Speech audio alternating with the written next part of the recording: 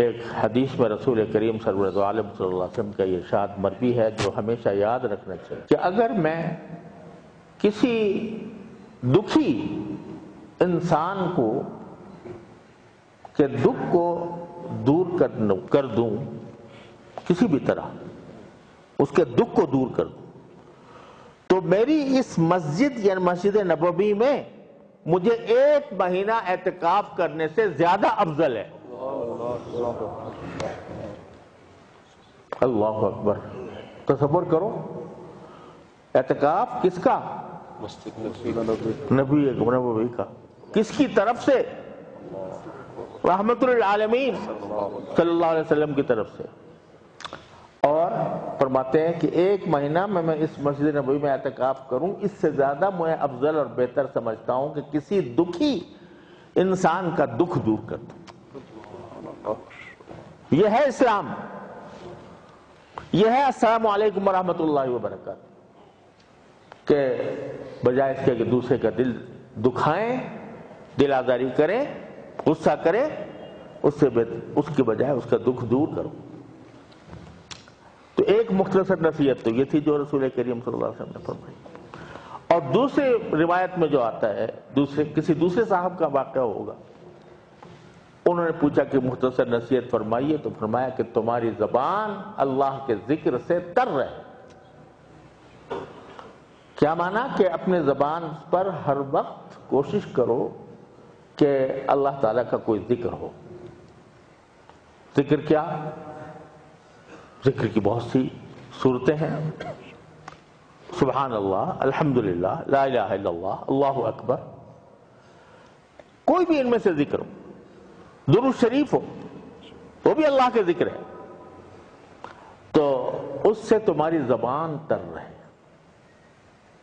یہ ہر وقت جو ہماری زبان چلتی رہتی ہے مختلف کاموں کے اندر، اگر چلتے پھرتے اٹھتے بیٹھتے ہمارے زبان کے اوپر اللہ کا ذکر ہو، سبحان اللہ ہو، الحمدللہ ہو، لا الہ الا اللہ ہو، اللہ اکبر ہو، درود شریف ہو، تو یہ زبان کا جو ذکر ہے نا، یہ بھی سمجھ لو، بعض لوگ یہ سمجھتے ہیں کہ یہ آدمی جو ہے یہ ذکر تو وہ ہے جو دل سے ہو، بے شک دل سے ہونا بڑی بات ہے، لیکن دل سے ہونے کی سیڑھی یہی زبان ہے۔ جن لوگوں کو زبان سے ذکر کرنے کی توفیق نہیں ہوتی، ان کو دل سے بھی ذکر کرنے کی توفیق نہیں ہوتی۔ یہ ذکر چاہے زبان سے ہو، صرف زبان سے ہو، چاہے تمہارا دل کہیں اور جا رہا ہو، دماغ کہیں اور ہو، لیکن یاد رکھو کبھی یہ فائدے سے خالی نہیں ہوتا۔ یہ میں اپنی طرف سے نہیں کہہ رہا، قطب الارشاد، ہمارے سلسلے کے قطب الارشاد حضرت مولانا رشید احمد صاحب گنگوہی رحمۃ اللہ علیہ فرماتے ہیں کہ اللہ کا ذکر خواہ کتنی ہی بے دلی سے کیوں نہ ہو، اللہ کا ذکر چاہے کتنی ہی بے دلی سے کیوں نہ ہو، کبھی فائدے سے خالی نہیں ہوتا۔ جس شخص کو زبان سے ذکر کرنے کی عادت ہے، چلتے پھرتے اٹھتے بیٹھتے اس کے زبان کے اوپر اللہ کا ذکر ہے، تو وہ یقیناً رفتہ رفتہ اس کے دل کو اللہ تعالیٰ کی طرف مائل کرے گا۔ اور بھائی ایک بات اور عرض کر کے جو میں نے اپنے بزرگوں سے سنی ہے کہ ایک ہوتا ہے زبان کا ذکر، اس کی تو کوشش کرتے ہی رہنا چاہیے کہ آدمی چلتے پھرتے ہو، کچھ معمول بنا کر روزانہ صبح کو فجر کی نماز پڑھنے کے بعد چند باتیں عرض کرتا ہوں کہ تھوڑا سا سب سے پہلے قرآن کریم کی تلاوت، اس کے بغیر کوئی دن خالی نہیں ہونا چاہیے۔ سب سے پہلے قرآن کریم کی تلاوت، 1 پارہ ہو، آدھا پارہ ہو، میں کہتا ہوں پاؤ پارہ ہی ہو، لیکن کچھ نہ کچھ تلاوت ہو، اس کے بغیر آدمی باہر نہ نکلے، کوئی کام نہ کرے جب تک تلاوت نہ کر لے۔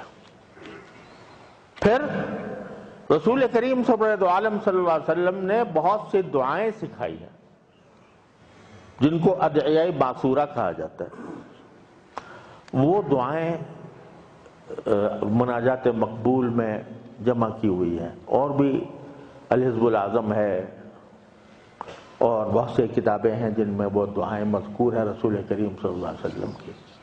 ایک ایک دعا ایسی ہے کہ اگر ایک مرتبہ کی دعا قبول ہو جائے تو انسان کا بیڑا پار ہو جائے، اس کا معمول ہو جائے۔ مناجات مقبول کی ایک منزل 5 منٹ لگتے ہیں، 5-7 منٹ پڑھنے میں، اور پھر کچھ تسبیحات، سبحان اللہ بحمدہ سبحان اللہ العظیم 100 مرتبہ، سبحان اللہ والحمدللہ ولا الہ الا اللہ واللہ اکبر، ولا حول ولا قوت الا باللہ، ولا حول ولا قوت الا باللہ، تیسرا کلمہ 100 مرتبہ، استغفار استغفر اللہ العلی العظیم الذی لا الہ الا ہو، یہ 100 مرتبہ، اور درود شریف 100 مرتبہ۔ اس سارے کام میں اگر دیکھا جائے تو 25 منٹ زیادہ زیادہ آدھا گھنٹہ لگتا ہے۔ ہر مسلمان اس کو پلے باندھ لے کہ وہ اس وقت تک گھر سے نہیں نکلے گا کسی کام کے لیے جب تک کہ وہ یہ آدھے گھنٹے کا کام نہ کر لے۔ تلاوت، مناجات، اذکار، یہ 4 اذکار میں نے بتائے۔ پھر چلتے پھرتے اٹھتے بیٹھتے کہنے کی بھی عادت رہے تو اللہ تبارک و تعالی انشاءاللہ ذکر کرنے والوں میں سے شامل فرمائیں، والذاکرین اللہ کثیرا والذاکرات۔ اور پھر 2 باتیں اور، کہ اپنی ہر چھوٹی بڑی حاجت ہر وقت اللہ تعالیٰ سے مانگنے کی عادت ڈالیں کہ میں ابھی گھر سے نکل رہا ہوں، یا اللہ جس کام کے لیے جا رہا ہوں اس کو میرے لیے آسان کر دیجیے۔ گھر میں داخل ہو رہا ہوں، یا اللہ گھر والوں کو اچھی حالت میں پاؤں، ان کو خیر عافیت سے دیکھوں، سواری پر جانا ہے، سواری یا اللہ آسانی سے عطا فرما دیجیے، سوار ہو گئے یا اللہ آسانی سے منزل تک پہنچا دیجیے۔ ہر حاجت چھوٹی بڑی اللہ سے، ہاں تک کہ حدیث میں رسول کریم صلی اللہ علیہ وسلم نے ارشاد فرمایا کہ اگر تمہارے جوتے کا تسمہ بھی ٹوٹ جائے تو اللہ سے